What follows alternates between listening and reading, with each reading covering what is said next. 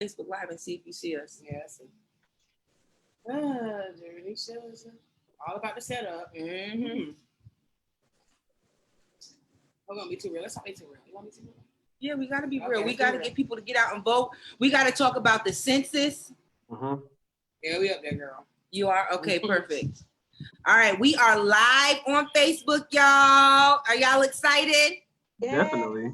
All right. So, hi everybody. I'm Jamisha Harris. I am an elected official in New Bern, North Carolina. I'm an alderwoman for the city of New Bern, and I have tons of my friends on, and we're going to talk about why it's important to vote, because it's important to vote, especially during this election.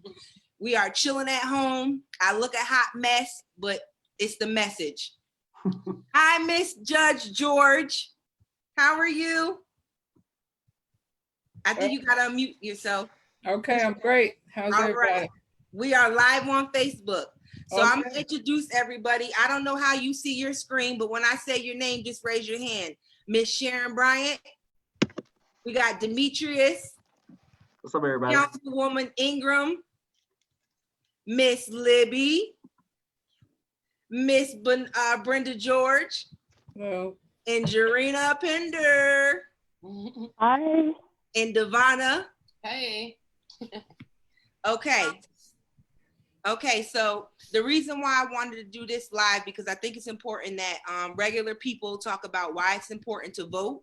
So I'll start off first. I think it's very important to vote because my ancestors went through a lot of trials and tribulations to vote.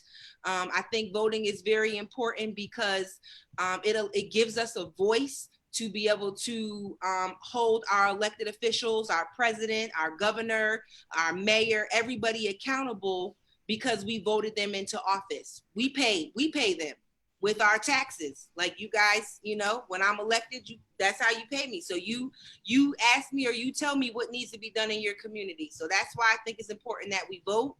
I think it's very important for the youth to vote because they're turning 18 and this is a very important election. So if you're 17, but you're going to be 18 by November 3rd, you need to register to vote.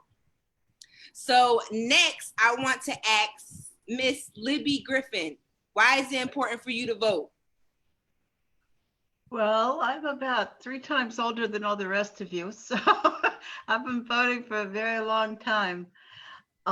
But I've never seen an election as important as this one is. Mm-hmm. We absolutely are in trouble in America if we re-elect Donald Trump. We just can't do that. And so we need everybody who believes in a free America to register and vote for Joe Biden and Kamala Harris. That's who I am. Hey, I can't be mad at who you want to vote for. I just, I like to stay nonpartisan. I'm not going to tell nobody who I'm voting for. But got something in your eye. But I may or may not agree with you on that one.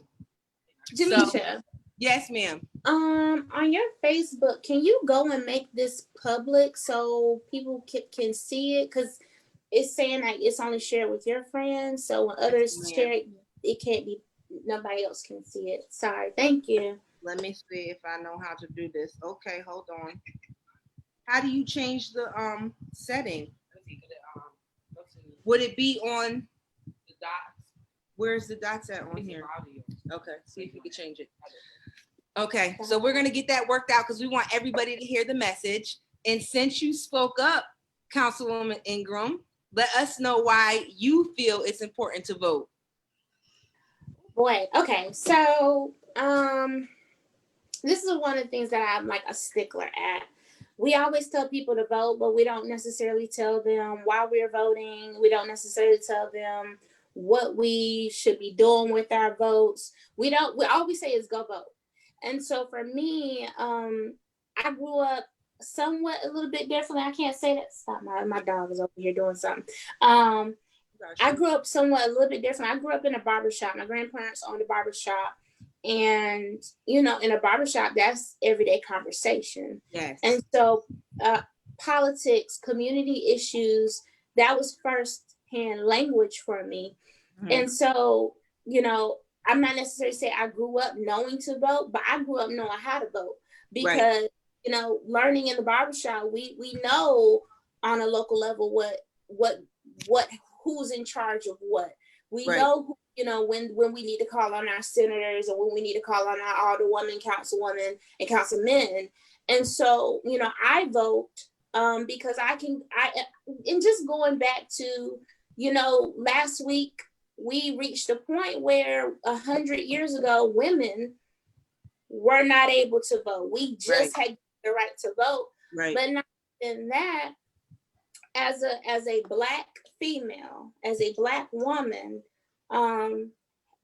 depending on what community I lived in, it would have cost me my life to try and go vote, just to try and go vote. Right.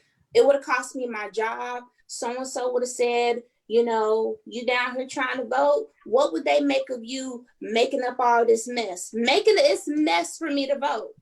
Right. And I don't think people realize that our rights, that right to vote can be gone in the blink of an eye.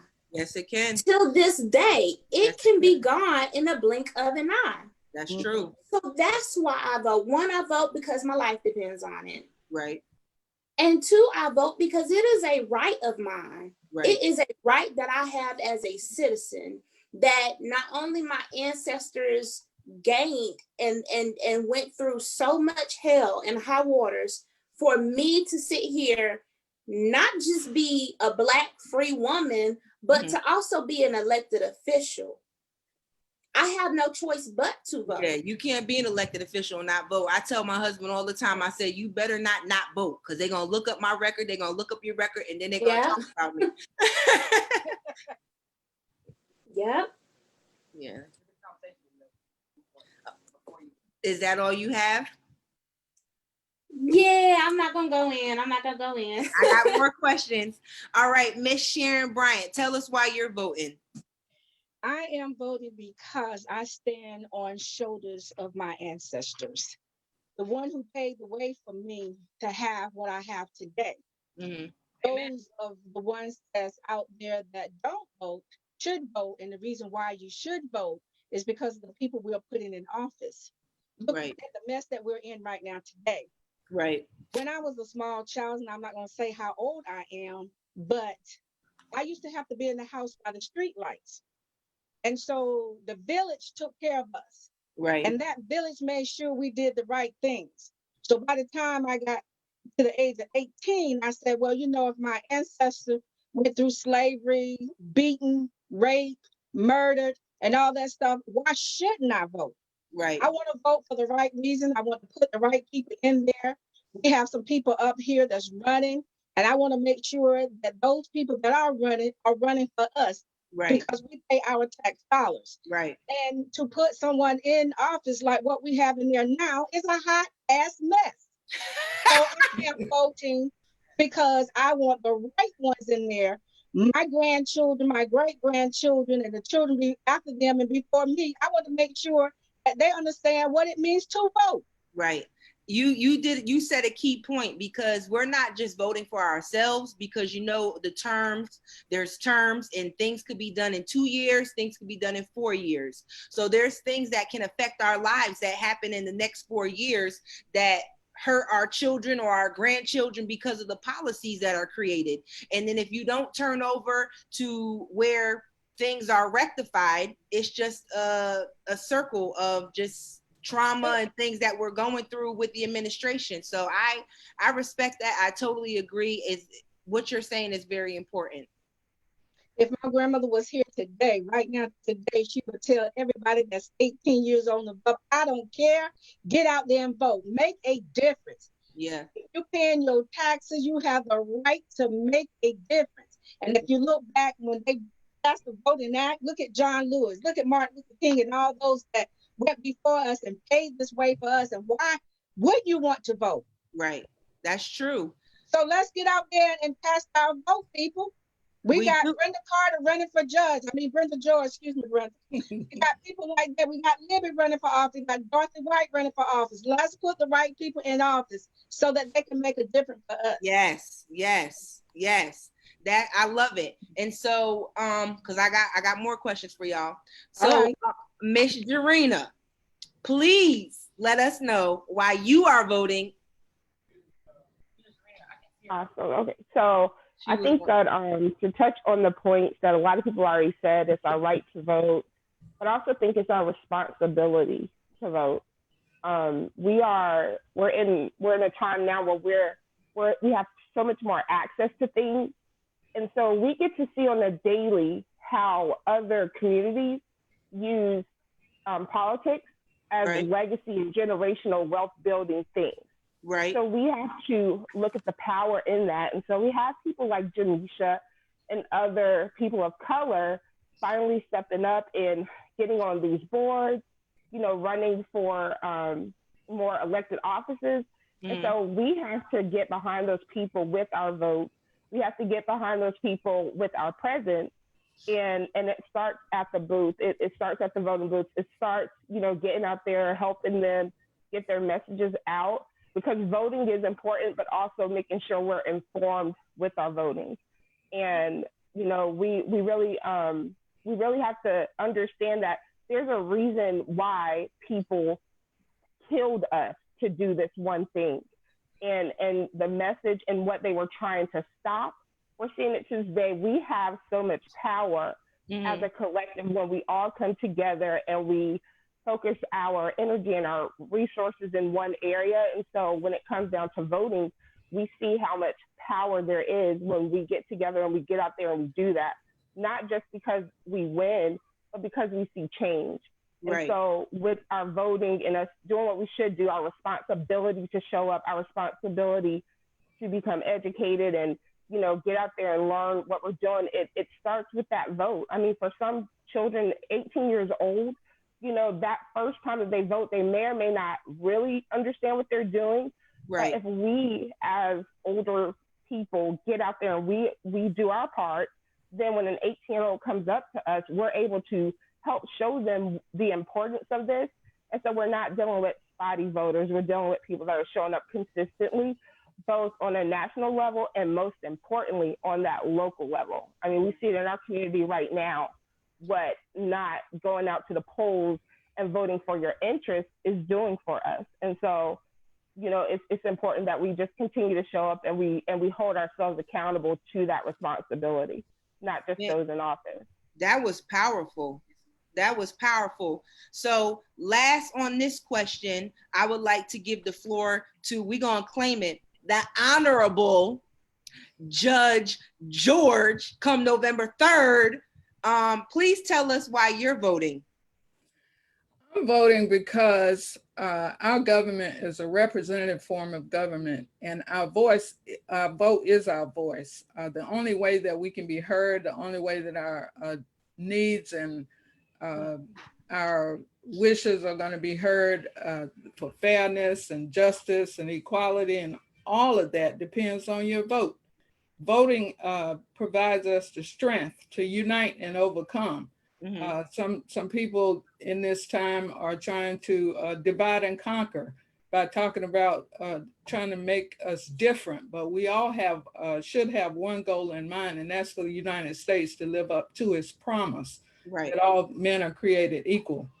The constitutional right to vote is something that, as most everybody has said, people fought for years, and now that we have it, we need to exercise it and make sure that our voices are heard on November 3rd. That's awesome. I definitely agree with that. It's very important that we have to show up. My next question that I have is, because I like to stay nonpartisan, but for me, my viewpoint is, like my shirt says, it's not necessarily Democratic, it's not necessarily Republican, it's the point that we vote. And I feel like when you decide to vote, whether you are Democrat or Republican, it's important for you to educate yourself on the candidates. So does anybody have any tips in regards to how to do that? Do you go based on what you believe in, or do you go to each candidate and read what they're doing and see if they align with what you have, and then you decide to vote? But it's a possibility that that person may not be in the same party as you. So how do you handle that? Does anybody want to answer that question? I like to read up on who's running and make my decision from that, and not just what they put out. You know, you have to research what this individual is doing, you know, just like they do you, Demetria. They go back and look and see if all the things that you have done, even from when you was a teenager up until, you know, your adulthood. So I like to know what my candidates are doing, how they, you know, what they decide to run for, why they're running, and how can they help our community. Right. That's very important, because you want to make sure the person that you're voting for has you in their best interest, whether it's your community, a special demographic. I think it's very important. So if you cast your vote, you need to know that that person cares about you. Am I right? That's right. Okay. For me, to add to what she just said, I like to, if as much as possible, especially at a local level, I like to sit down and talk with whoever is running, you know, and I think it's necessary, especially when we're on a local level, for you to really sit down and meet the people where they are. Mm-hmm. You know, really get to know who you're trying to represent, and who you want to represent you. Mm-hmm. That's right. Though I'm an elected official myself, I still call my elected officials, and even new elected candidates that are running, I still say, okay, I need to figure out who they are. Let me sit down and see what they're talking about. Let me see what things they've supported in the past. And even if they are not the same within the same party as myself, you still have to ask the questions. Mm-hmm. I don't think it's fair to you as a voter to say, oh no, they lean left, I lean right, I'm not going to discuss with them, I'm not going to talk to them. You better let them know where you stand on things, and you had better let them know that you are going to hold them accountable. Right. I had as we all know, it was an uprising when Mr. Floyd was murdered, and I marched with some citizens. I marched with the Black Lives Matter citizens, and then I also marched with Blue Lives Matter citizens. And what I said to them, I said, listen, I said, when I look at my district and every month I'm looking at its calls for services in my district, I said, it's not just white people calling the police, it's Black people calling the police too. Right. And so here in a local, in Fayetteville, North Carolina, I can't go against my police officers who show up every time when my citizens are calling them. So you got to be balanced in your perspective. And as a voter, it is your due diligence to do what you're supposed to do. Call these people, call them and ask them, listen, I just want a few minutes of your time. Right. And if up the phone, or they don't at least send somebody to have a conversation with you, that's a problem. Right. Is there anybody else that wants to touch on that subject? And Jamisha, I would definitely just say you have to research your candidates, because again, I know at least on a state level, look at how they have voted before. The voting record is public knowledge, and that stays forever. You can always look at how they voted. Go to their campaign sites, look at some of the stuff that they're advertising. Whenever they're doing their live videos or they're doing a campaign, listen to some of the stuff that they're saying to see if that aligns with you. And again, at the local level, I can go to meet you and have coffee. Right. I don't have to, have to call your office or something like that, because I know at the local level where you are. Right. And just like Shakila said, if I call you as a constituent, that means that you are somewhat obligated to answer, because I'm voting for you. You're going to represent me. And if you don't even have the decency to, at least get back to me, in a respectable amount of time, what is going to happen when you get the seat? Oh, and also you skipped me on the voting question. Can I jump on that one? I thought you did say why you voted. No. Oh, my bad. You know what? Okay, please tell. And then Talina just came on, so Talina got to tell us why she's voting too. So you go first, and we give Talina the floor.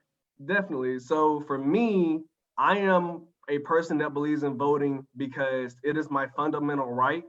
And I could be political and go on about it all for a long time. Because for those that don't know, I do government relations on a state level. So I'm in the room with legislators, councilmen, congressmen, everybody up and down the political spectrum. I'm in a room with them. I vote because we are a representative democracy. And, I come from the most socioeconomic depressed area ever in Northeastern North Carolina.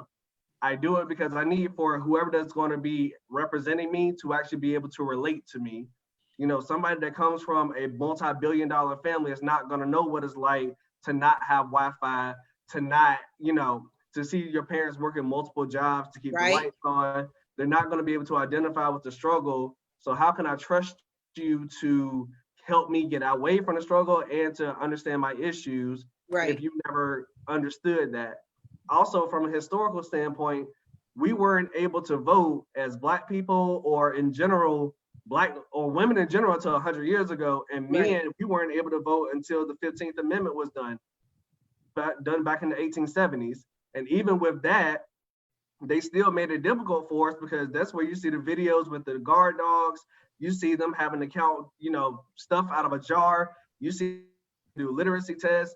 Every single thing throughout the history has been done to keep us as a people away from the polls because people have started to realize the amount of power that we have.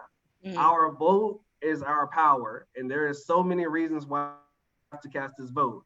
And even just imagine what would happen in 2016 when we had this election. Only 68% of the electorate in North Carolina voted.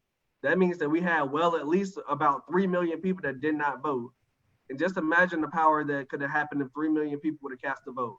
And again, if you're not going to vote for yourself, do it for the next person. I'm 27, just turned 27. In the next 3 to 4, 5, 6 years, I want to become a parent. My child has to grow up in this political environment that regardless of who's going to take the White House, who's going to take over the legislature, and who's going to be at the local level. So many of our people depend on everything that comes from government, from the water that we drink at the local level to the amount of taxes that we get at the congressional level. All of this is determined by whose name you bubble in on the ballot. And if you don't do it on the ballot, you're left as, you're just at the will of the people. And in the legislature, my statement is, if you're not at the table, you're on the menu. I personally like to be at the table to have an influence over what my life is going to be like. That's awesome. Oh my That's goodness. good. Yeah, I like that. That's a shirt right there. If you ain't at the table, you on the menu. Exactly. And I've heard these conversations with some of these guys. Like, it's amazing, like how much they don't know because they never had to. Silver spoon in the mouth, and never had to work for anything. Mommy and daddy left them everything. Like, they never had to pull themselves up by their own bootstraps. That makes a humongous difference, and that's why voting is very critical. Awesome. Miss Talina Massey, you're up to tell us why you are voting. Unmute. She got to unmute herself. Yep. Ask to unmute. Talina Massey. You would think I know how to do this by now. I've been on 3 Zoom calls today. I apologize again for being late. I was on the task force, Governor Cooper's task force for economic equity and criminal justice. Excuse me. I've been talking all day, so my a little tongue tied. But why do I vote? I vote because my grandmother didn't. I vote because I see the economic impact that it has everywhere you look. I vote because I know how important it is from a local level to a federal level.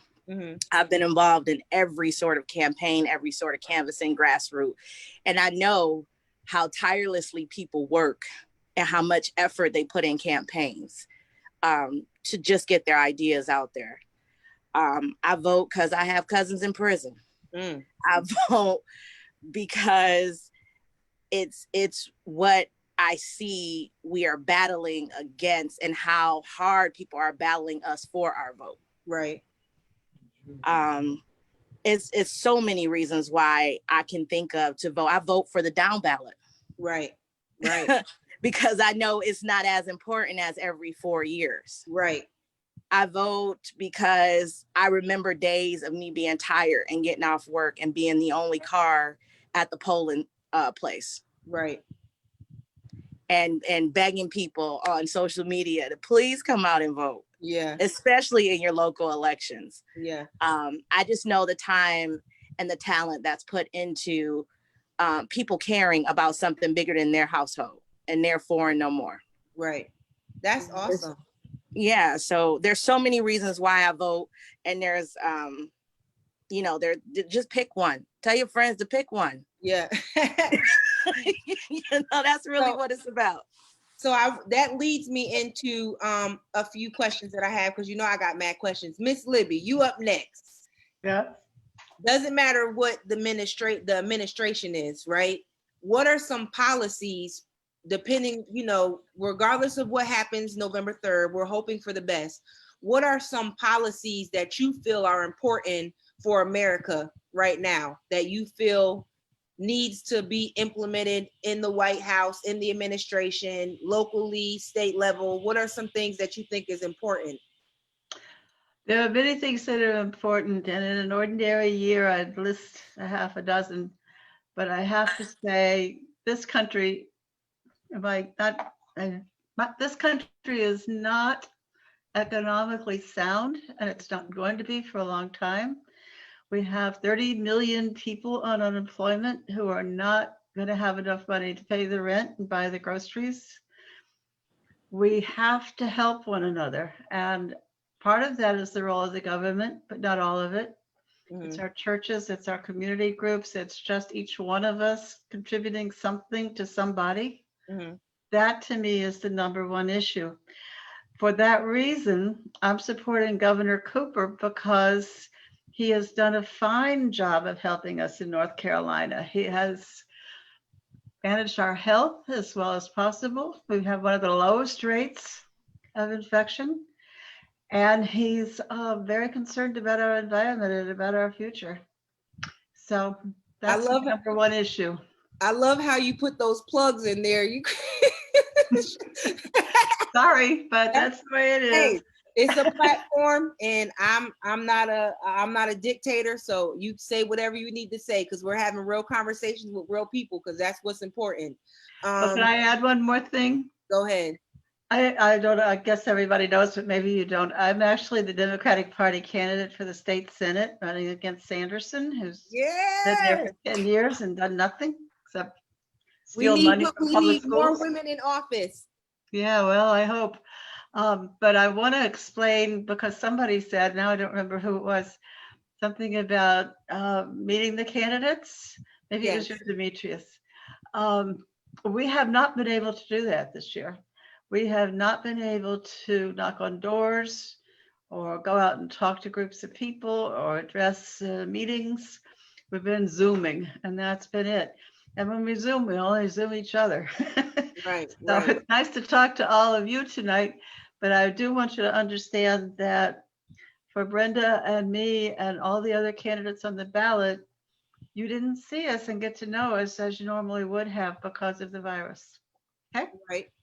And I think that's definitely a good, a good question to kind of talk about with the times that we're in.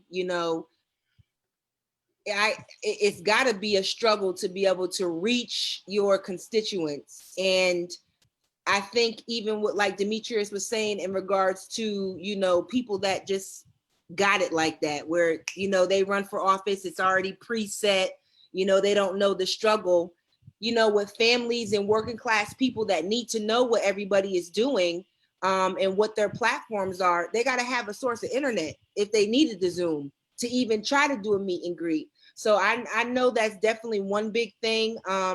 When I've gone to a lot of conferences, we talk about the broadband issue and the infrastructure. I mean, everybody should have the ability to be able to have internet, because that's the way of the world, especially when we have pandemics like we do now, where we solely rely on internet to be able to interact, go to school, work. So I really do hope within the next couple of months, we can find a way for candidates on both sides to be able to engage with their constituents, and for the constituents to want to engage and have conversations where it's regular conversations. They're on Zoom and, you know, you pop questions up and they don't just give that, what do you call it? That script type of answer. You know, I like to be able to have conversations where you're going to keep it real and be honest. And I mean, that's very important. Anybody else have anything to add on that? Just one more. All of those issues are literally on the ballot. Like, that person is going to determine if you have internet. And, you know, just a person that's been inside the legislature, this is why it's very important to vote, because some legislators have literally said that people don't need to have internet because kids are spending too much time inside anyway. This was pre-COVID, but of course now I bet people wish that they had that. So again, every single aspect of your life is going to be in that, because they make the decisions for you on your behalf. Right. And, you know, of course, even with COVID, we're sitting here now with our phones, you know, internet all the time. You know, just take 30 seconds to look at your county or whatever seat that you're looking at running. You know, literally look at, just see who's running for that seat and see what their platform is about and see if that's something that you can get behind. And literally, it only takes a split second. Like, I promise you can Google somebody's name and everything about them comes up. So yeah, that definitely plays an important part. Okay. I don't think people realize.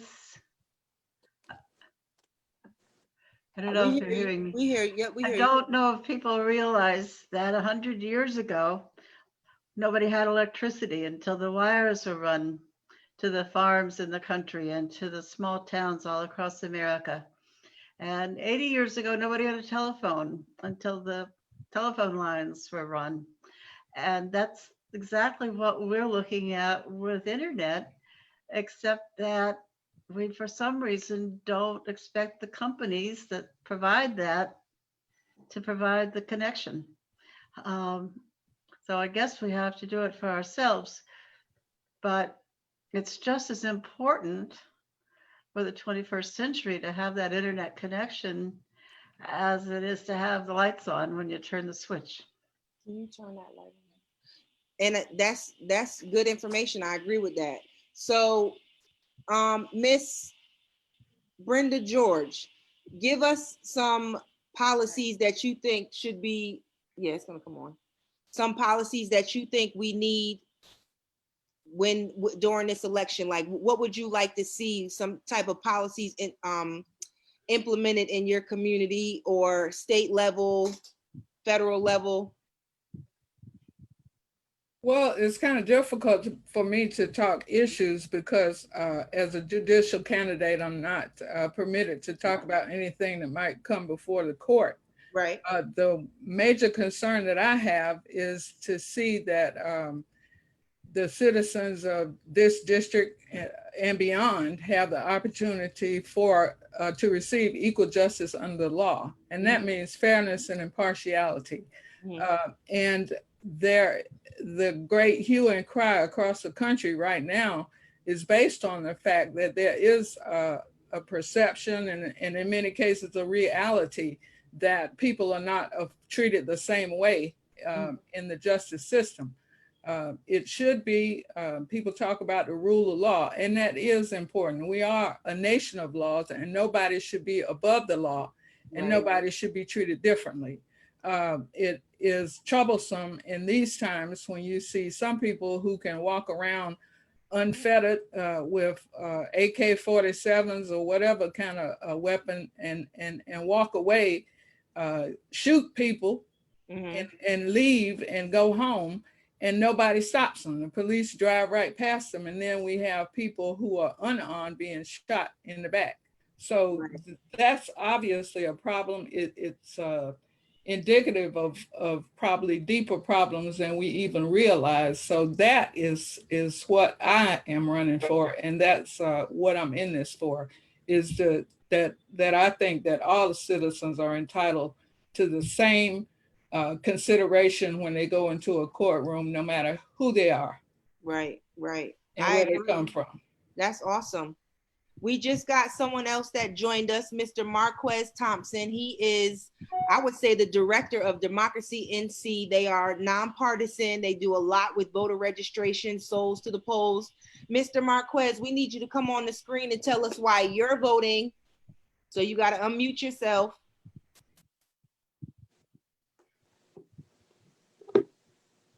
He's not really there. It's just a picture. You know how me and Marquez is on Zooms all the time, so he be struggling. Come on, Marquez. I know you hear me. I know you see me. Hey, tell us why you're voting. Well, I'm voting because, well, it's my civic duty, but it's because it's one of the main ways that we make change in this world. I believe that there's nothing in America that we cannot change, that we the people don't have the power to change, and voting is one of the main ways we make that change. And so, you know, some that I don't like, and there's a lot of stuff that I don't like in this country. That means I gotta vote to try to make it different, try to make it the way I want it to be. So that's why I vote. That's one of the reasons why I vote. That's the main reason. I believe. Okay. So my second, yes, I can. And the light is shining on you, my beautiful Black brother. Oh Lord. Please tell me some of the policies that you would like to see with the change of administration, because we're gonna pray for the change of administration. What's some policies that you think should be, you know, implemented within the first 100 days? Yeah, so we definitely need to prioritize our democracy. I would like to see the filibuster done away with, or at least amended or something, so that we can have majority rules, so that it doesn't take, 40 senators. At the way things are now, 40 senators have veto power over the whole government, and that's not right. So we need to make that change. We need to make it so that so that voting is prioritized. And I mean this as a person. Some of y'all might know the work that I do, but I'm just saying this as a person. We need to maybe have like election day maybe should be a holiday. I mean, we need to do some things to make sure that our process is right, so that we hold on to our democracy. Because this administration has shown us how easily we can start losing our democracy, and next thing you know, the people don't even have the power to govern anymore. So unless we change and strengthen our democracy, we could lose it. And so that's what I think we should do in the first 100 days. I respect that we do need to make an election, especially because it's so, it's in the media, it's so important. Why would it not be a national holiday? So it's no problem taking it off. Put it on a Sunday. You know what I'm saying? We got another guest. So go ahead and add. Mr. Reggie, you're gonna be up in a minute. I wanted to add about policy. For me being in the seat that I am, we pass ordinances, right? And what I can say is, I wholeheartedly agree with Mr. Thompson. We really have to uphold our democracy. That should be at the forefront.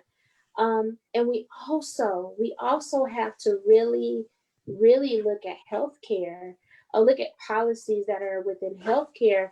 One of the things I've noticed is that COVID kind of set it off, where it magnified COVID and racial uprising, set it off where it magnified our disparities. Mm-hmm. All of these magnified disparities, those are the policies that we need to be attacking first and foremost. Mm-hmm. We as a country really, can we just go ahead and rewrite the Constitution? Can we just really, that's a hot topic right there. That is a hot topic. That's a hot topic. We're being bold, right? If we're being bold, and if we're saying, you know what, we are going into a new millennium, come in for about 4 months. Mm-hmm. Let's go ahead and ride it all the way out. Let's go ahead and continue to create a country where truly people, if they want to live this so-called American dream, right, hey, let's make it look like this American dream. Right. Let's make this Constitution truly speaks to everybody living in the United States of America. Right. That's all I have. So, and I agree. I know that's Miss Sharon. Go ahead, Ed.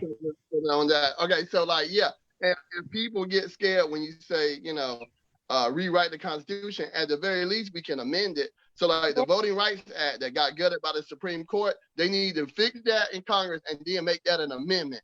Right. That they ain't going to change that, because we see what happens when we saw what happens when we lost that Voting Rights Act. Also, we can change the texture of the country. Washington, D.C. needs to be a state. You know what I'm saying? All them people sitting there that don't have the right to vote. Puerto Rico, it needs to be a state. These people paying tax, that's representation. I mean, that's taxation without representation. So, yeah, if you scared of rewriting the Constitution, you got to amend it. You got to put some of this stuff in the ether so it doesn't go away, because we see what happens when people are denied the opportunity to vote. All them people in Puerto Rico, when that hurricane hit, one of the reasons why the federal government didn't really have to care about them is because they can't vote they can't vote the way that we vote. So, no, we need to make some serious changes to the structure of this country. Well, you said a mouthful. Reggie, we need you to get on the mic and tell us why you're voting.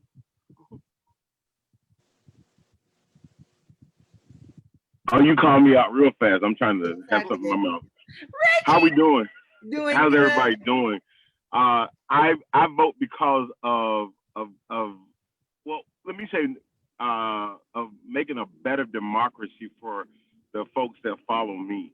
I'm an educator, and so I get an opportunity to work with students every day. And I think I heard somebody say earlier what COVID revealed and what the current race relations in our country has revealed. I see it firsthand through our student representation. I work in a K-5 elementary school, and I see that the disparities that separate them, even in learning, having a conversation today about returning to in-person learning when we've been in virtual for many of our students, has frustrated me greatly that I lost sleep the last couple of nights because we can't figure out how to equitably teach our students fairly and equally.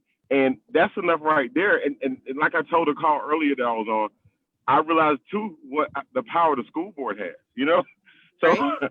And the decisions they've made and how it has affected Black and brown communities greatly in the last couple of months. So that has driven me even more to echo the importance of voting in 2020 and voting the whole ballot up from top to the bottom and not just leaving stuff off. We talk a lot about, Marquez knows this, about voter education and voter awareness, and sometimes what drives us to the polls. And typically, we always realize that historically presidential elections are big turnouts, but I just want people to start paying attention to those seats, county commissioners and board of education, those seats in your local communities and city councils that carry a lot of weight that you don't necessarily pay attention to until we get in these situations that we're not getting resources that we need. We're not getting the help we need in marginalized communities. That is why I'm voting in 2020. All right now.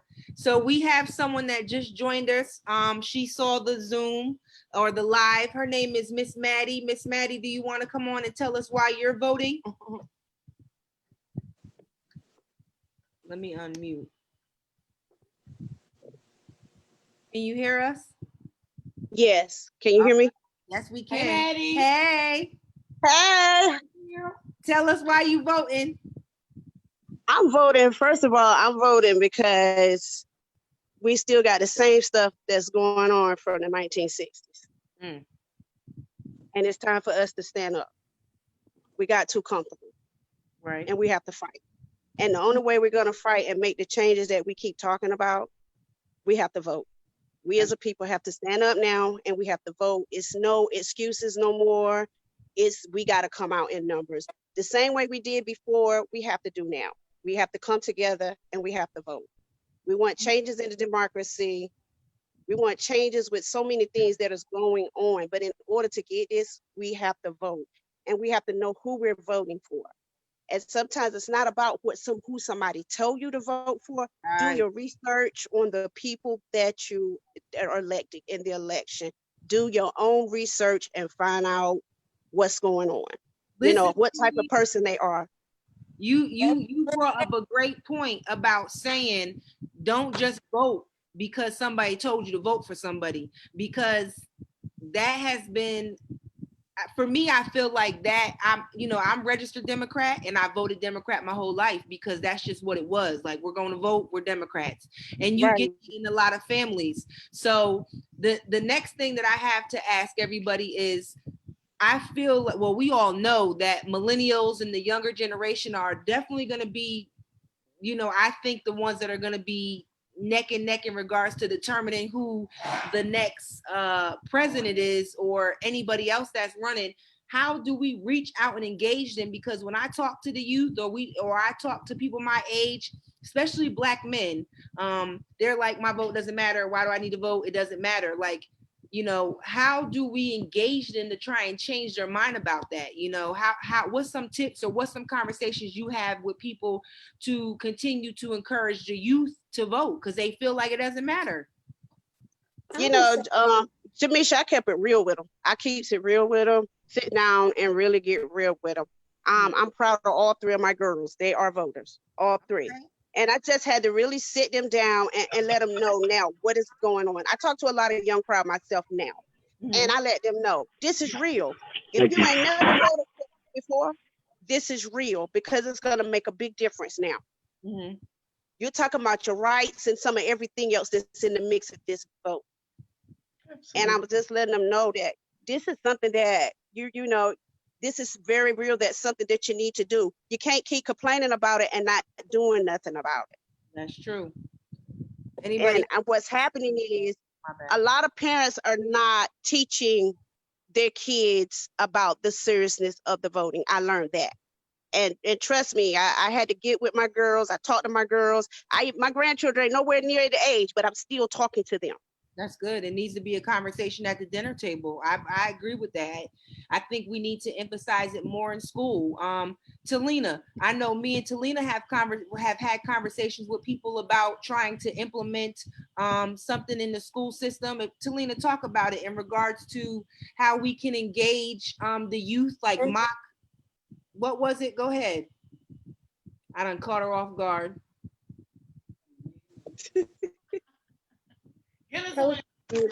You're muted. Oh, is she muted? Okay. I'm gonna get it together. I promise y'all I'm gonna get it together.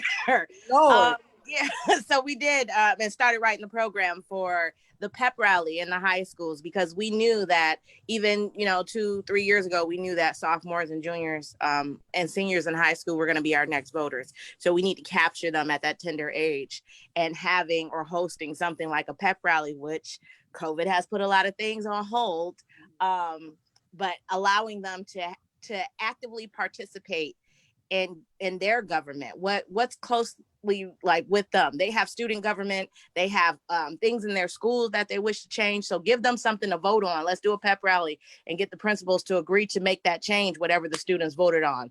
So something that's going to be interactive and fun and bring them the information, not in a nonpartisan way, so that they actually understand, showing them sample ballots and all of that, letting them do mock elections so that they understand the brevity of how voting matters and how their voices matter. Allowing them to come together and come to things like NLC in DC every year where they can meet their legislators. We saw some young kids when we were there last time, when we went and sat in some of the youth sessions.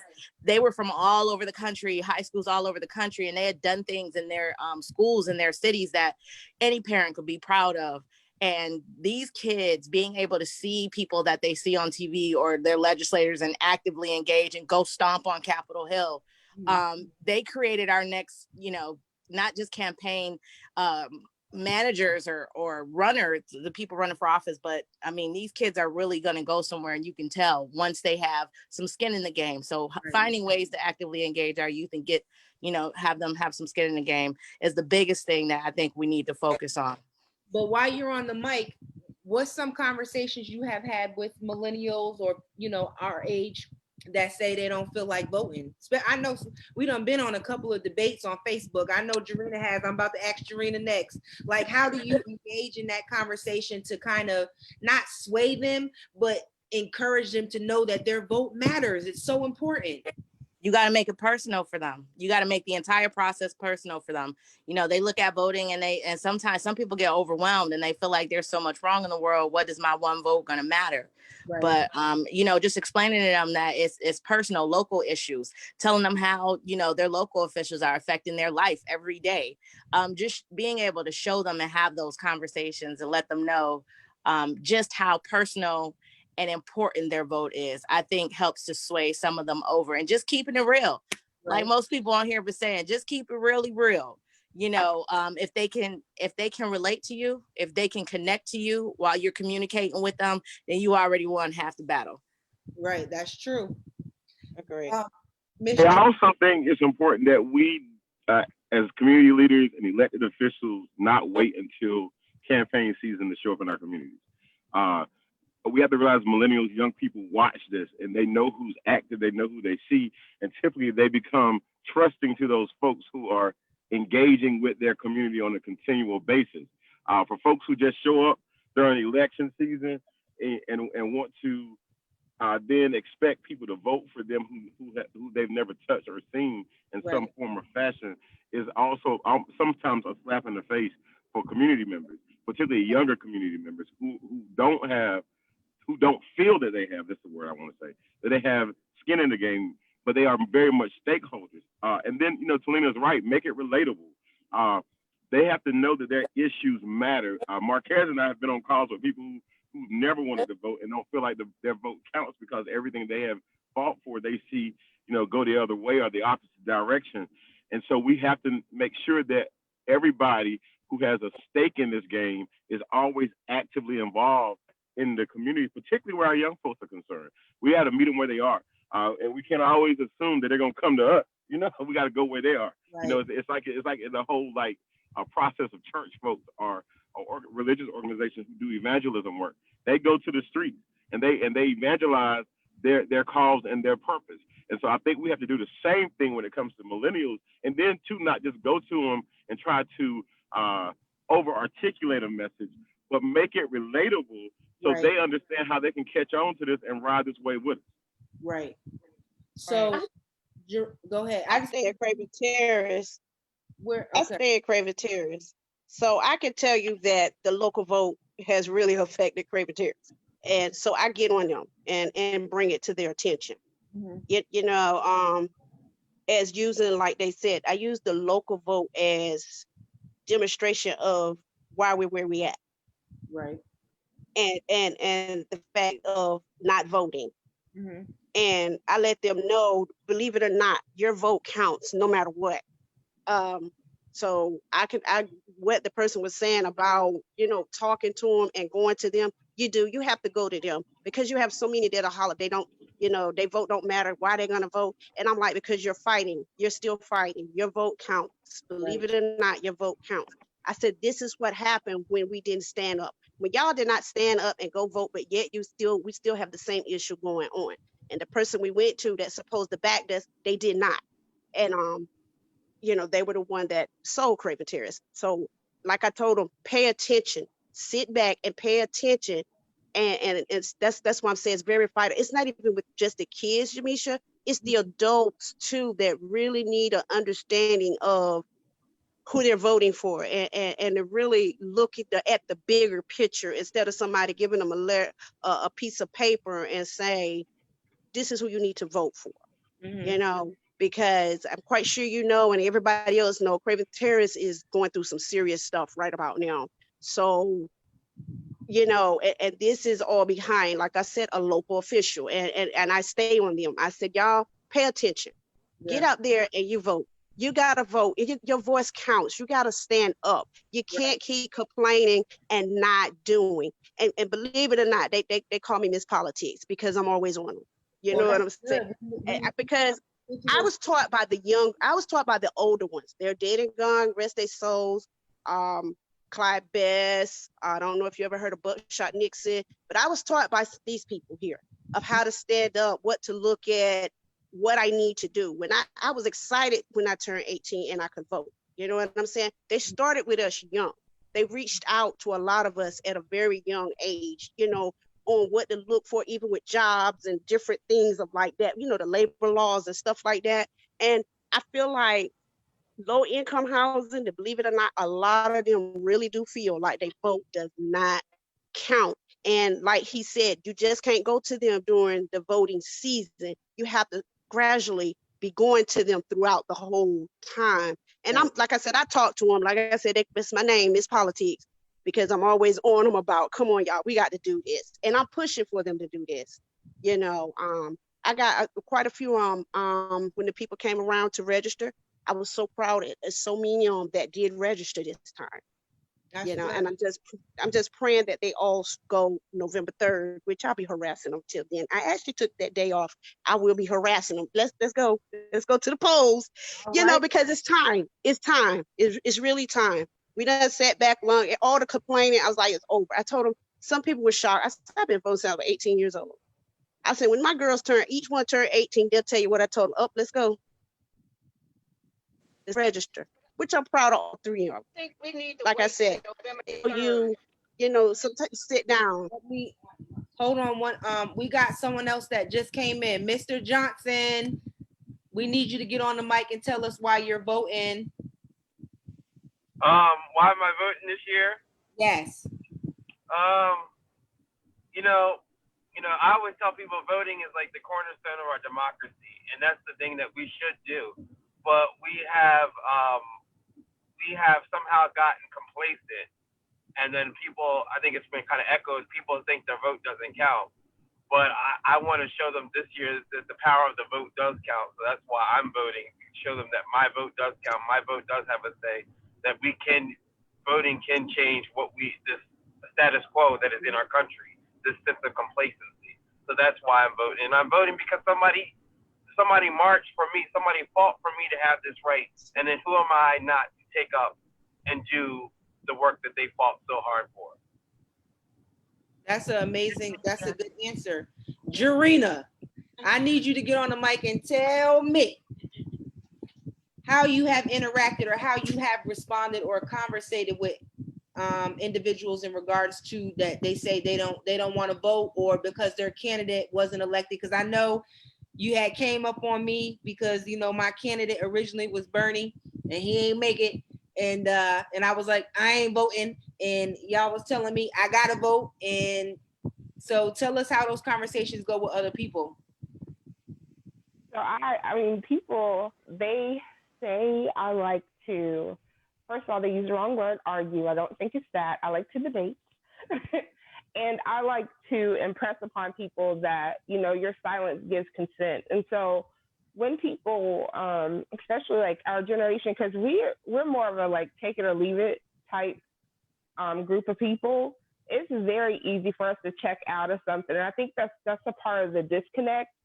A lot of the people before us, they witnessed the battle to the vote booth. And so there are times that, you know, we may take it for granted. And so if our candidate loses, a lot of people, and this happened in 2016 as well, said, oh, well, I'm done with it. You know, my vote didn't count during this moment. And so I'm not going to move forward and do what's best for the collective. And so when it comes to that, like, we have to take the time. It's multiple touches. A lot of people touched on this. It's more than just showing up every 4 years or every time that it's time to vote locally or whatever. It's multiple interactions and it's in person. I know with the COVID mania, we're not necessarily getting together like that, but every opportunity that we have to include those demographics, we should use. And this right here is a great platform for it because everyone's on social media and it gives people, a lot of people are sometimes intimidated just by the conversation of politics. And they don't want to take the time to delve in and figure out certain things. They don't want to feel like they're an uninformed voter. Some people don't vote because they feel like they don't know enough about anyone to put that down there. And so it's just taking the time to get out there and do it. And I love what Talina was saying because I think it does start with the youth that during those teenage years, my 16-year-old has such opinions, strong opinions about what's going on in our climate now, and I don't silence her and I don't censor her. I let her talk it out. I let her do the research. I want to keep her, educate her on those things, so that when she turns 18, going to the voting booth is, it's an automatic thing, right. And I think that, if we can generate more opportunities for the youth to feel included, we're trying to get people to the polls. Let's incorporate some of these teenagers to Right. help drive those numbers. Even if they're the ones driving people to the voting booth, let them see how important it is. And I think that's something that's missing. They're not getting to witness the pride and everything that comes with the process of voting, and really feeling that honor of making your voice heard. Whether your candidate loses or not, knowing that you did your part. Like I said before, I feel like it's our responsibility. Right. And that responsibility also comes in making sure people understand the importance of voting, whether, you guys agree or not. So right. that is what I do. I use my voice in that way. And I think that brings up a good point, because when I had got elected in 2017, and I was the youngest African-American woman elected to the board, some of the commentary from the people in the nosebleeds was, oh, she's inexperienced, she's young. And I feel like that's what we do, or that's what society does to 18-year-olds. They feel like they're not educated enough to be able to vote, or, even though that it's legal, that doesn't mean that people feel like you're in the know-it-all to know how to vote or know what you're voting for, because you're just fresh. You're, basically you're fresh out the womb. So they don't feel like you should have the right to dictate a possible decision on what's going to happen on their life. So they really don't try to encourage the youth. But the thing about it is the elders are dying off, God forbid. And so someone has to pick up the mantle. Someone has to continue to be educated on what's going on in society, what's going on in our government. And if we don't take the time to reach out and teach one, where are we going to be in 20, 30 years? You know what I'm saying? So we do as adults, we do as parents, we do as sisters, brothers, baby mama, baby daddy. We have to sit and have these uncomfortable conversations, especially during times like this, when we see things crumbling, people being affected. Over 100,000 Americans have died from COVID.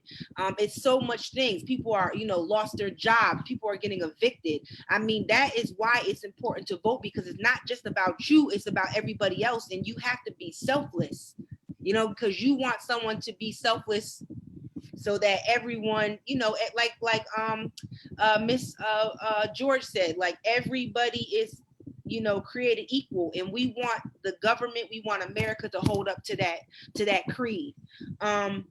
Miss Sharon, you hop back on, so I wanted to ask you, because you a young Thundercat, what are some of the conversations that you have with millennials in regards to, why they need to vote? I'm sure you've had conversations with people say that voting doesn't matter. What do you say to them?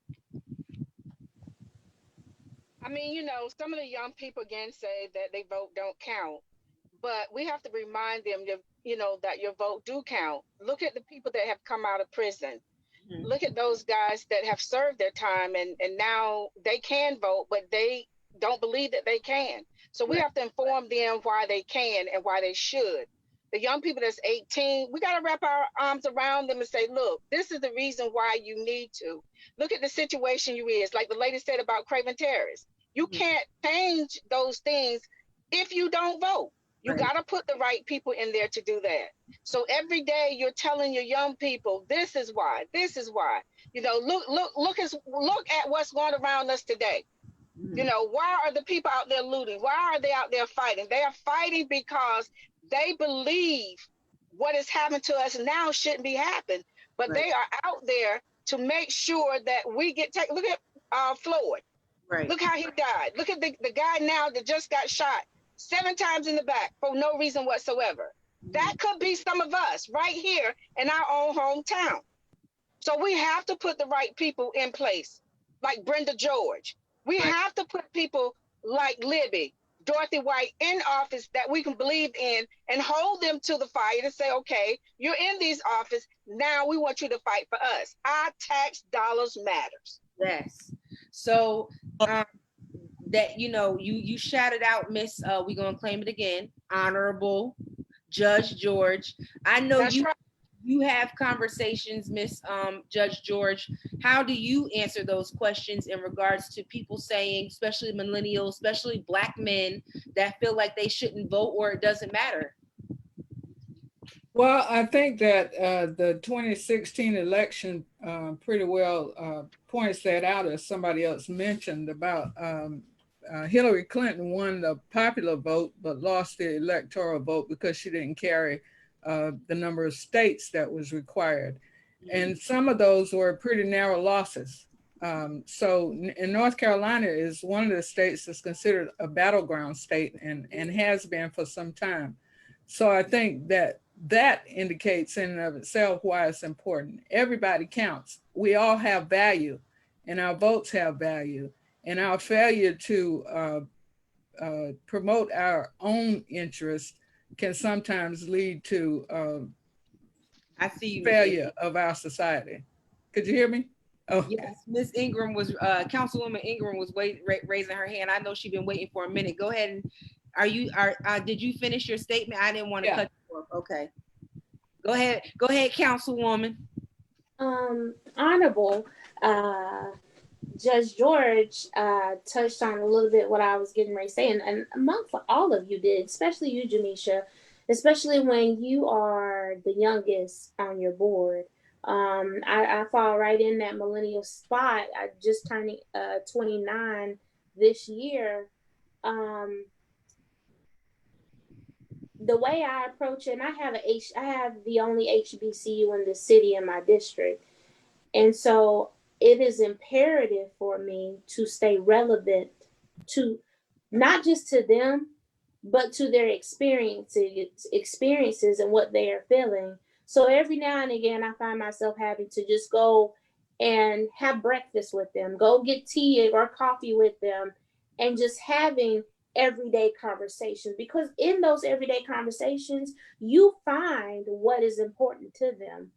I think when we start to have the conversation with the young adults and millennials and Generation Zs, we have to first and foremost call it out what it is. There's power in their vote. Mm-hmm. There is power in these generational votes. Millennials, we spend the most money. We are the most economic bangers when it comes down to millennials. Mm-hmm.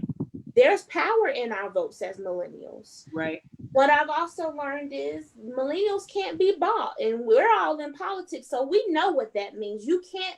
The way you get a millennial, especially a Generation Z, is you do right by people, mm-hmm. which is upholding democracy. Mm.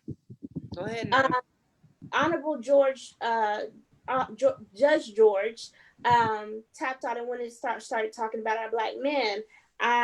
I believe in this election, Jamisha, you said it earlier, the millennials and the Generation Zs and the Black men are going to break this. Of course, the women too. We're always leading that effort when it comes down to voting. But given the stance of where we are, our men, our Black men alone are our most vulnerable voters. Right. Because Black men typically don't vote. Mm-hmm. So now you have households where Black men will be voting. They have children. They're probably learning how to vote for the first time. So they need as much voter education as possible. Mm-hmm. But when it comes down to our young adults, people in this climate right now, all they want is transparency and representation. Mm-hmm. And all you have to do is be that. Mm-hmm. Be that. Some people, all they want you to do is pick up the phone and have a conversation with them. Right. Find out what means what to them. And as Talia stated, Miss Massey stated earlier, do these mock voting sessions with them. As a parent, pull your own sample ballot and give it to your child and say, listen, I want you to research all these people And based off of what you researched, I want you to tell me, who would you vote for? Right. Give your child your sample ballot and see what they come up with. Right. That'll be true telling. Yeah. And so maybe that's a call to action you could do, Jamisha. Yeah. Give your sample ballot and tell them to research their, these candidates. But I think at the Bay, it is keeping it real, keep it in 100. Yeah. And I think Miss Maddie spoke on it earlier. In a community, they're experiencing certain things. And somebody spoke to it earlier today, especially when it comes down to local government. They hold certain seats for generational wealth. Mm-hmm. We can no longer allow that. Right. I'm blessed to serve a district I was born and raised in. I'm not here to hold generational wealth. I'm here to see that my home, my community that I was born and raised in gets equitable treatment across the board. Okay, now. So, and you have to just, you got to be upfront with these people. We can't continue to play games with people. You just have to lay it out on the table. Since you at the table, lay it out on the table. I hear that. Selena, you raised your hand. Go ahead and give us an input. And then Demetrius, I'm gonna pull you on the screen because I want you to give us some information. Okay, I'm sorry, y'all. My last 2 points. Thank you, Shakila, for that shout out. I appreciate you. Jarena too. Because I think we all have that common denominator of we need to keep it real with our millennials. And this is kind of my last key point on talking to millennials about their vote, or the youth period about their vote. When you really think about your vote, it's one of the last places in America that we're all equal. Your vote counts just as much as the rich elite, just as much as the poor neighbors down the street in the rural areas everywhere. One of my favorite things that tickles me is to see the faces of people when you walk into your polling place and they look at you as a young person like, what are you doing here? It's because we know that my vote count just as much as your 82-year-old vote count. So I just get tickled. I don't know about nobody else, but when I walk into my polling place to vote, I get tickled when I see people looking at me, even on my lunch break, because I'm very much involved in the community. And that's how those are little stories that I share with millennials, let them know, you got to find the silver lining in a lot of this too. It's just important. And lastly, one of the reasons why I think we need to have people like Brenda George in our justice system, just because one of the most depressing things that I ever did here in New Bern was sit down for jury selection. And to look at the inequality in that place, in that courtroom. Obviously I was dismissed. Obviously it was a young Black man. And I was just looking at the jury that they selected for him, and it wasn't a jury of his peers. It honestly wasn't. And I know that happens every day, all day in New Bern. I know it does. So it's rather depressing, and we need individuals that care about us in office. That's why you vote. And that's why you vote down ballot and not just every 4 years. Right. That's true. The in-between elections are very important. And I feel like, we shouldn't be afraid to, what are you going to do for me when you get elected? How can you help me? Help me help you, because you want to get in office. So how can you help me? And I don't think that's a wrong conversation to have, to be honest. Before we go into Mr. Demetrius kind of giving us some important information about voting in regards to dates, does anybody else have anything to add in regards to this wonderful conversation that we had tonight? I'd like to say one thing. Can you hear me? Yes, ma'am. Okay. I'm going to tell you about after Hurricane Florence, when I had to evacuate to Washington, D.C. and stay with my son, who actually has had quite a career in television. And his friend happened to be shown around New Bern by Miss Jamisha Harris. And the New York Times happened to have Jamisha Harris's name on the front page. So I know that she worked really, really hard to help this town and to help the people who needed her the most. And I just want to thank her for that publicly. And thank you for tonight too. This has been very informative for me. Oh, Libby, you are too sweet. Well, you were too sweet doing it. You were great. You helped so many people, but nobody else did. And just to touch on that, because we're coming up on the 2-year anniversary, I think for me, the main reason why we had to evacuate, but I sent my family on and my husband and his mother stayed, was because I was newly elected and people were, talking about me and telling me I was young or I was a baby. I didn't want to be that new elected official that felt that, I didn't have to, do my due diligence. And I just felt like I had to be there, especially to represent my community.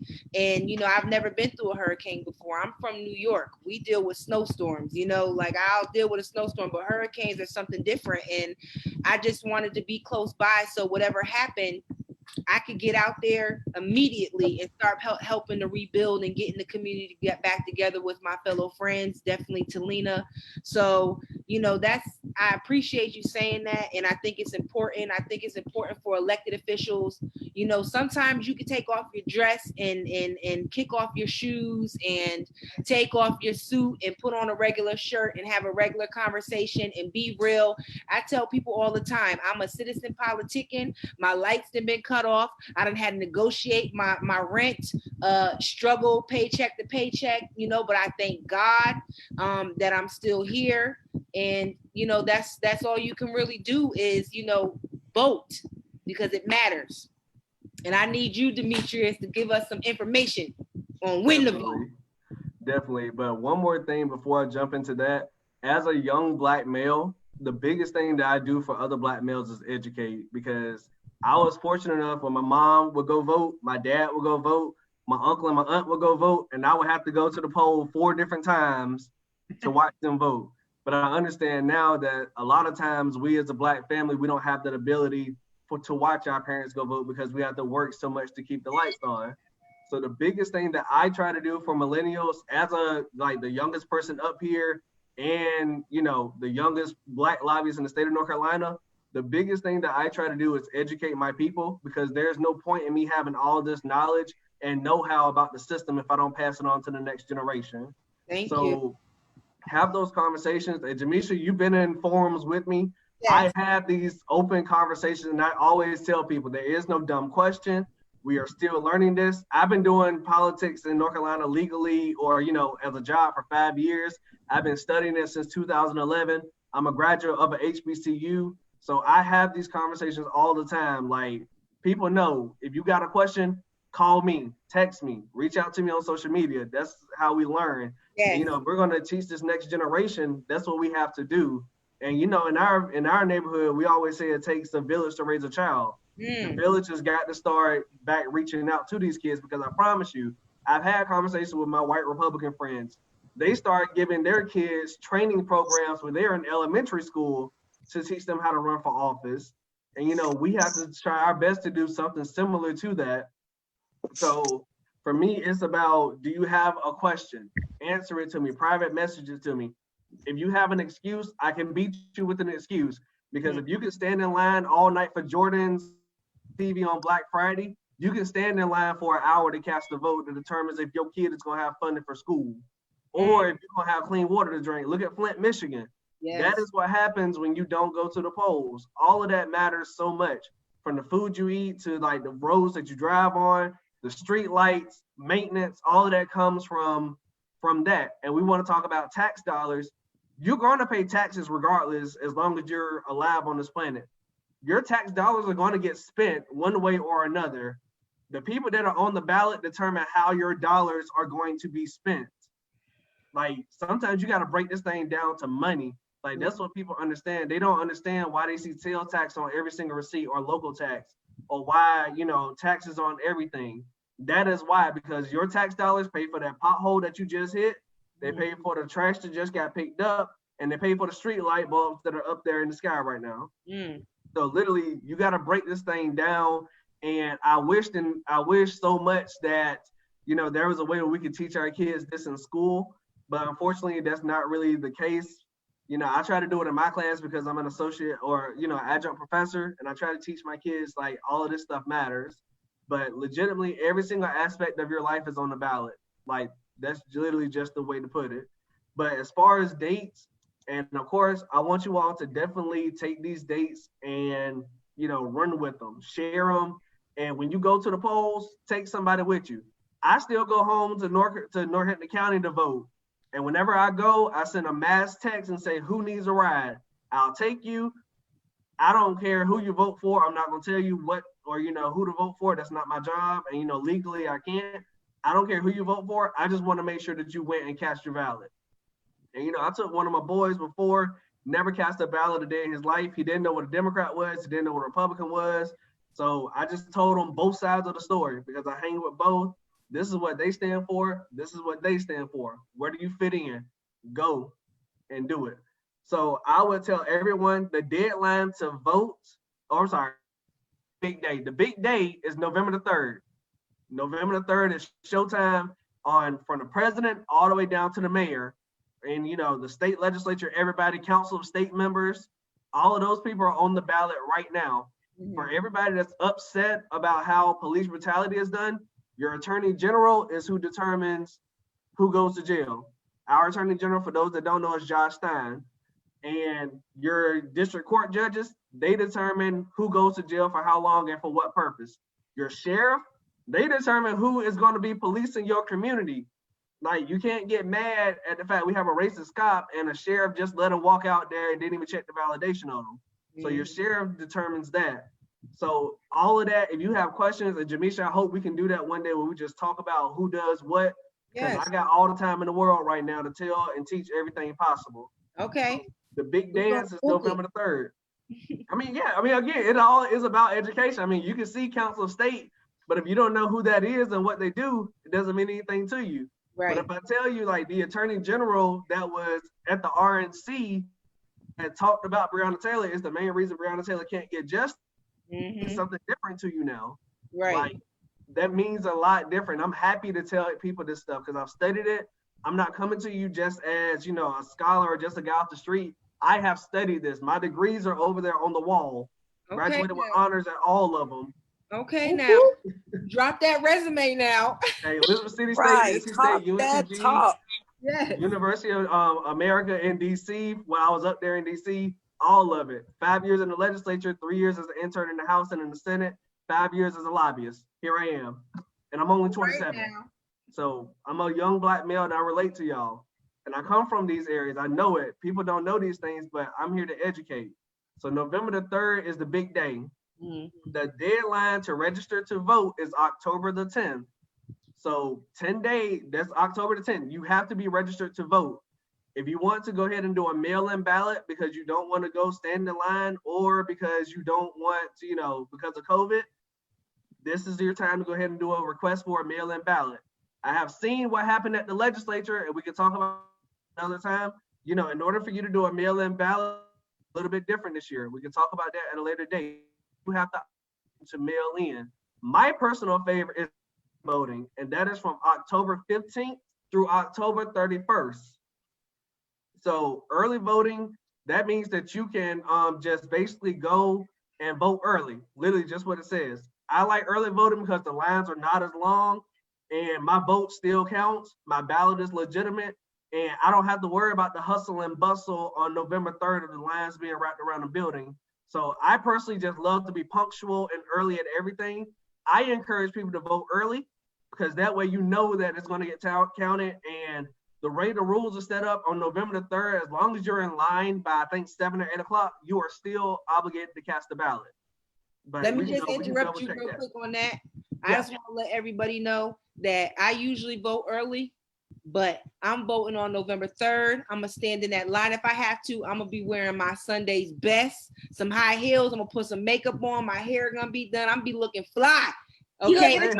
And I'm taking November 4th off for a mental health day, depending on how it turns out, because I got to have time to get on Facebook and social media and go in on whoever I need to go in on.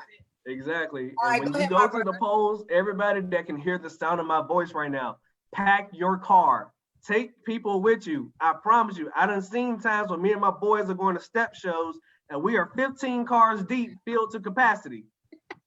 Go to a step show, to a mall, stand in line for Jordans, whatever else, for a concert, you can go to the polls and determine if your child have a good future or not, and you too. Like, it's that reason why our people like darn near died to do this. Right. Like, oh, you preaching. Sorry, I've been holding this in all year. Go ahead. Again, there's a reason why our people do so much and go through so much. There is no such thing as complacency for us right now. We don't have to be complacent with how things were back in the future. We determine our destiny. For those that know Invictus, we are the master of our fate and we are the captain of our soul. We have the ability to shape our own destiny, and it starts at the ballot. It starts with definitely telling everybody, like, go with me to the polls. I'll tell you what's up. Like, whatever question that you got, somebody knows. And again, John Lewis and everybody else paved the way for us. They screamed it as he came across the bridge that we got it from here. And if we gonna have it from here, that literally starts with us showing up at the polls like they did back in the day. Because I guarantee you, back in the day, if they could stand fire hoses, guard dogs, and all of that, and the only thing we got to do is stand up for 30 minutes to an hour, it's not even a comparison. Right. And we do mad stuff for a long period of time. Like, come on, I was at the J. Cole concert standing up for hours. If I could do that, I could be out here now standing up the boat now. You feel me? So exactly. And again, y'all, I'm happy to talk with anybody about this. Like, I'm 27. I don't know it all, but I do know that my vote matters. You don't got to keep saying you 27. We know you the youngest on the Zoom call. I feel old now. I've been 27 for 6 days now. So yeah. Oh, okay. Well, that's even worse. Hey. Thank y'all. But again, like, everybody, like, listen to Jamisha, listen to all of us. These legislators know that our vote counts. That's why we have this thing called gerrymandering, where they get to pick their electorate instead of us. But that's a conversation for another day too. But please go vote. I don't care who you vote for, but you have a civic duty to your ancestors, to yourself, to your kids, and to your kids and the next generation coming. Don't let them ask mommy and daddy who'd you vote for and say you didn't do it, and then you got a whole bunch of other questions coming to you.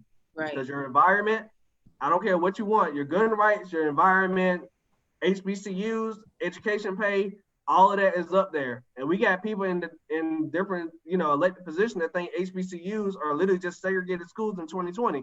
Yeah. I can't tell you how many times I had that conversation. Yeah. So find who aligns with you and get with them. And, listen, you better preach now. So I'm so excited about this conversation. I think we need to do it again. And I want everybody to kind of join in again. We can do different topics. I'm definitely going to link with you again, Demetrius. I see you, Miss Councilwoman.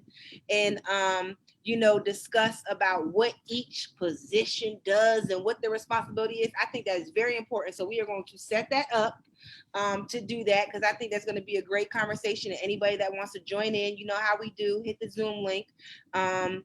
But go ahead, Miss Councilwoman. I know you got something to say. No, I just wanted Demetrius to go back to early voting, and for North Carolina, just kind of go into detail why we call it one-stop early voting. Mm-hmm. And you talked about early voting, but what else can you do within early voting? Within early voting, you are also allowed to do this thing called one stop, where you can register to vote and vote at the same time. So again, you don't want to wait until November the 3rd. It's kind of sort of like getting to the buffet of the line. Everything is already gone and everybody's just rushing at that point. Get there early. That way, any difficulties that may come up, you can be there and get it early. You still have time. Because I promise you, depending on the Democratic side and the Republican side, people are going to try to discount you at the polls. So do what you got to do to get there early. I don't care if you got to take a day out of work. I don't care if you got to miss something. Do what you got to do to get to the poll. And take your kids, educate people. Like October 10th, make sure you register to vote. And of course, for the one-stop voting, make sure you're good for that. But I don't care which way you want to do it, early voting, regular voting, or election day voting. You have a civic duty to us and our future to make sure that you cast the ballot. Yes. And I asked you to kind of go into that, because at this late juncture, if anybody, me personally, registering to vote or doing anything regards to update my voter registration, I don't play games with that getting close to early voting or day of voting. We all see it every time. Changes start happening the closer we get to day of. And so if you know you're not registered to vote, I'm not telling you what my suggestion would be. One stop early vote. If you get get into October and you're not registered, you need to go early vote. Right. And that would be my recommendation. I'm not mailing my voter registration in at this point because of the mailing service. Mm-hmm. Go vote. I have senior citizens I got to go talk to this weekend about their mail-in ballots because they're confused. Nobody's helping them understand what's going on with it. And I'm trying to figure out, well, how can we get them safely to the polls to early vote versus them relying on this mail-in ballot. Right. And so really start to think about multiple ways of voter suppression because it is real. This whole mail-in ballot stuff, yes, it could be something, but when you got the postal service doing what it's doing, that's a form of voter suppression. Right. Then we're still on top of a pandemic. And another set of vulnerable voters is our elderly community. Right. And how are we going to protect them? So that's why I asked you to go into that, is just to talk about getting registered to vote so late versus one-stop early voting. Right. And check your status. Like, go to NCSBE. It stands for North Carolina State Board of Elections. Go to the voter. It's like a voter. It's a bunch of tabs. You can go up there and it says look up. Like, I'm even doing that right now. Voter lookup. North Carolina voter lookup. Yeah, NC voter lookup. You can get with whoever that you need to get with. Check that. Make sure that you are good because nobody heard that on November the 3rd. Like, there's no such thing as let me check to make sure I'm good. Nah, bruh. Make sure you're good now, September the 3rd at 8:38 right now. Make sure that you are good because if you ain't good in October, early November, it's a done deal. They're going to try to hit you with every piece of red tape that they got. And, you know, I took my suit off tonight to talk real with y'all, and this ain't normally what I do. Well, I appreciate it. Since we have the platform, I wanted to give a minute, 2 minutes to each candidate that happened to be on here. I'm gonna go ahead and start with Libby. Tell us what seat you're running for. I'm running for the state senate, and a couple of things that came up this evening in the conversation are things that I care very much about. One is expanding Medicaid so that working people who don't make a lot of money will have access to health care. And that's going to happen when the Democratic Party takes over the legislature. The Republicans have put it off for years because they don't believe in Obamacare. The other thing I wanted to talk about was raising the minimum wage. We last raised the minimum wage in 2007 in this state, and it's only about $7. People can't live on that. And we need to increase the minimum wage to something that's livable. And I think that we can do that if we get control of the state legislature. The other thing that's really important, and you may or may not know, is that based on the census in 2021, we will redistrict the state. And when the Republicans did that 10 years ago, they really ripped us off. And we had to fight through the courts for years.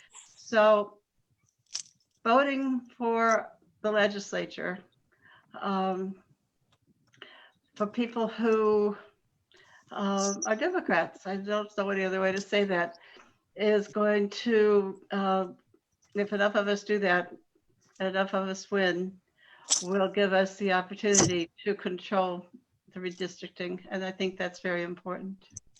Awesome. Well, we thank you for stepping up to the plate and run because we need good people in office. We need more women and great representation. Honorable Judge George, please tell us what district you're running for.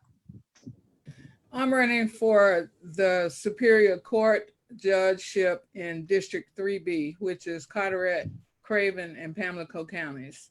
The Superior Courts hear felony cases, and they also hear civil cases that involve $25,000 or more. It is a court where jury trials are generally held. It's the highest court of general trial jurisdiction in the state. Beyond the Superior Court is the Court of Appeals and the Supreme Court. So I am interested in talking further with Mr. Deloach at some point. I worked for the state legislature for 27 years as a staff attorney. So I'm very familiar with most of the laws that govern our court system and our criminal justice system in North Carolina. And so I would encourage you, because courts touch all of our lives at one point or another. And it said that courts provide a safe harbor in the midst of a storm. So we need to be able to rely on our court system to sort out the differences that we as citizens have from time to time. So it is an important role, and one that I take very seriously. And I believe I can render justice, fair administration of justice is what they call it, and deal with diverse people where they are, and hear their concerns and be sensitive to it. So thank you for having this forum, and I look forward to seeing you again. Listen, we love you. We appreciate your service, and we cannot wait to see you get sworn in and to be able to continue to call you Honorable Judge George. Two things, because I know everybody got to go. I'm going to talk about the census, but I would be remiss if we ain't shout out the OG in the back, Bernard George. Do you want to get on the mic and tell us why you're voting real quick? Or are you going to sit back there behind the millions of books that I'm sure your wife has read and you have read too? Well, thank you for asking me. You know, I vote simply because that's a requirement of citizenship. Mm-hmm. The 13th, 14th, and 15th Amendment, which ended slavery, established us as citizens of this great nation. And the only ticket to citizenship is the right to vote. Mm-hmm. So when you don't vote, you void that right to you void that right of citizenship. And if you don't vote, you can't complain. Mm-hmm. So those who don't vote, they're the ones who elected our president, Donald J. Trump. And you know, that is a sorry message that they send out, because we didn't get out in 2016. That's why Trump is in office today. And so we've got to correct that. And that's the end of that. Thank you. I think that's a good point that you made, is that when people don't vote, you put people in office that shouldn't be there because you didn't vote. So that's very important. But also what's extremely important, especially during the census time, is, you know, the reason why you have to fill out your census is very important, because the funds impact in emergency room services, Head Start, school breakfast, and free lunch programs, transportations like CART, highway and streets, Medicaid provided for over 900,000 children in North Carolina. You have the food stamp program, Pell Grants, you have political representation, housing and jobs. Why are you laughing? Housing and jobs. And the most recent update is we only have about 61% of people that filled out their census in North Carolina. That's less than 10 years ago, which was 64%. We need to get 100% because we need all of our coins, okay? We need all of our coins so that the funds, we can go to our elected representatives and say, listen, I need you to allocate some funds in my community. I need you to have these community centers in here. We need some programs in here. We need you to support nonprofits that are doing things like Young Urban Professionals, just throwing that out there. And so that's why it's important for you to fill out your census. And I know that they put on the envelope that if you don't fill out your census, you're gonna get in trouble. It is very true. We need you to have that thought process. I don't know if they actually have prosecuted anybody for not filling out the census, but we need you to fill out your census because it's not just about you. It's about everybody. We need all the dollars that we can get in North Carolina so that our wonderful governor, who we hope is gonna be elected again, can allocate them justly to all the counties, all the municipalities, so that we can do things for our community. Did I miss anything, y'all? Just tell them that the information is Let's do it kept, again. like, it's kept secret too. Like, it takes literally 5 minutes to do your census. And then everything that you put in there is kept confidential. Yeah. It's not, broadcasting your public stuff. Whatever you fill out up there is between you and the Census Bureau, and they are sworn under constitutional mandate to keep it very much secret. Count your kids, count every person that's in your house. And if you can read, I assure you can fill out a census. Yes. And my grandma did it, and she's 78. Like, you can call, you can do it on the internet, or you can do it by phone. Because I know when I got my census, I was fitting to throw it in the trash, you know what I'm saying? Because I ain't really pay attention to it by mistake. But if you did do that, you can call and you can go on the internet, and someone will gladly help you fill out your census. It's very important. Like Miss Libby said, they are trying to redistrict. You know how they do, gerrymander, gentrify. They try to do everything to discourage upward mobility in marginalized communities across the country. So your voice does matter. And if you think it doesn't matter, inbox me, and me, Talina, Libby, Miss George, Mr. George, Miss Ingram, Demetrius, Jarena, Reggie, Sharon, we're going to gangbang on you and tell you why it's important to vote. And I love this conversation. I feel like we need to do this every other week until November 3rd. Let's do it. Literally. Let's do it. I got time. I'm down. Let's do it. All right. Well, it was awesome talking allowing me to join you. Thank you so much. I hope you enjoy the rest of your night. All right. See you later. Take care, everybody. Make sure you vote and do your census, please. Bye. The census is September 30th.